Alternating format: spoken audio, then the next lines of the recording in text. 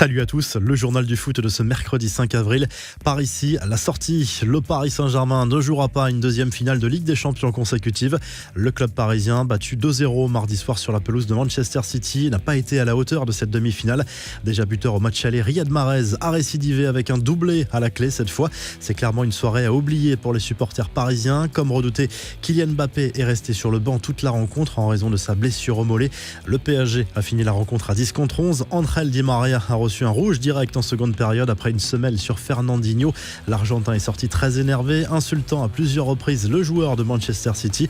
Les Parisiens qui repartent d'ailleurs furieux contre l'arbitrage de M. Kuipers. Ander Herrera a accusé ce dernier d'avoir insulté Leandro Paredes. Marco Verratti, lui, s'est plaint aussi de propos déplacés du Néerlandais à son égard.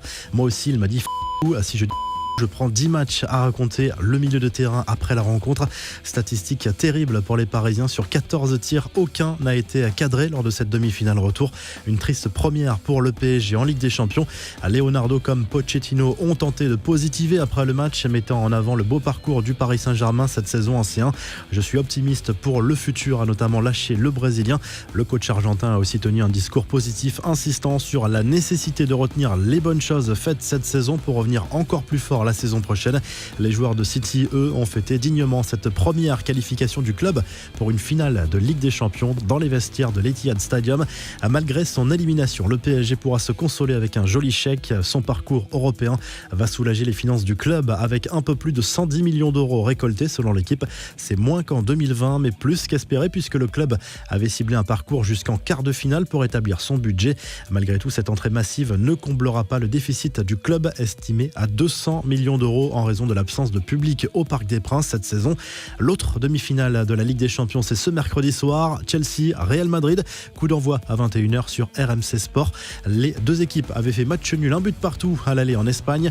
Les Blues de Thomas Tuchel rêvent d'une finale 100% anglaise contre City. Le club merengue pourra compter sur son expérience avec notamment le retour de Sergio Ramos, dont la présence dans les grands matchs du Real fait souvent la différence. Étincelant cette saison, Karim Benzema est lui aussi très attendu. Les infos et rumeurs du mercato, Lionel Messi bien parti pour rester au FC Barcelone. C'est la tendance des dernières semaines, mais les médias argentins vont plus loin et affirment que la star du Barça a pris sa décision et va rempiler en Catalogne. Selon la chaîne ESPN Argentina, l'attaquant de 33 ans pourrait finalement s'engager pour 2 saisons supplémentaires. Cristiano Ronaldo, lui, n'a pas encore tranché sur son avenir à la Juve, mais la presse portugaise affirme qu'il a un plan pour plus tard.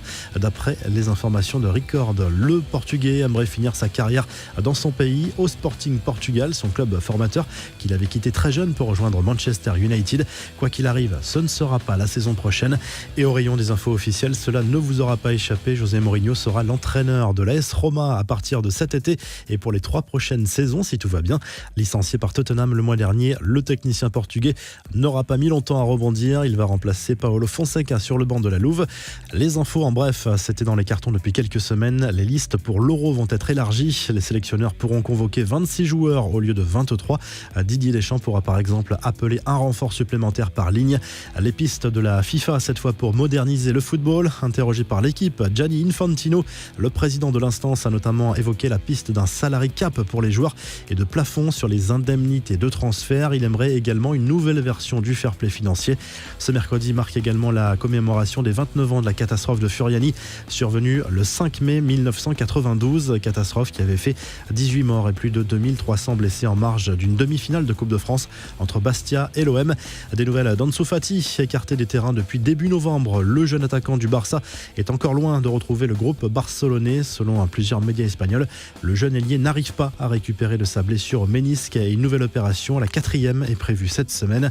Le futur maillot de l'OM aurait fuité sur la toile. La nouvelle tunique des Marseillais circule déjà. On peut voir Gay, Milik, Rongier, Camara et Payet en train de poser avec ce maillot qui rappelle un peu celui de la saison 1990-1991 avec des bandes sur les manches. André Villas-Boas va retrouver la compétition mais pas sur un banc de touche pour le moment. Le Portugais va s'essayer sur les pistes du rallye du Portugal du 20 au 23 mai. Le WRC a publié la liste des engagés où figure l'ex-coach de l'OM. Enfin, avis aux fans de Zlatan Ibrahimovic, RMC Sport proposera bientôt Z, un film événement sur l'attaquant suédois. 3 épisodes d'1 heure retraçant la carrière du buteur de l'AC Milan et quelle carrière à voir à partir partir du 10 juin sur RMC Sport 1. La revue de presse The End, la une sobre et efficace de l'équipe ce mercredi pour illustrer l'élimination du PSG en demi-finale de la C1. La détresse d'André Di Maria expulsé en seconde période, symbole de la frustration parisienne. En Angleterre, le Manchester Evening News jubile à l'idée de rallier Istanbul le 29 mai prochain. Après que Manchester City ait éliminé le Paris Saint-Germain en demi-finale, nous allons à Istanbul, clame le journal en renommant la capitale turque avec les couleurs du maillot des Citizens.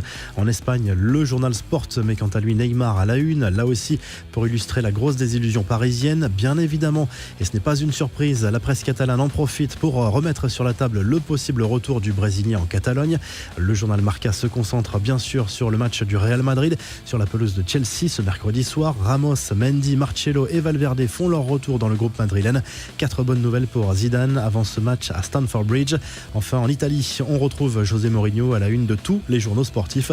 La Gazzetta dello Sport salue le retour du technicien portugais en Serie A du côté de la Roma avec cette illustration façon empereur romain. Mourinho rebondit très vite après son départ de Tottenham. Si le journal du foot vous a plu, n'hésitez pas à liker la vidéo et à vous abonner. Et on vous laisse avec le classement des meilleurs buteurs en Ligue des Champions cette saison.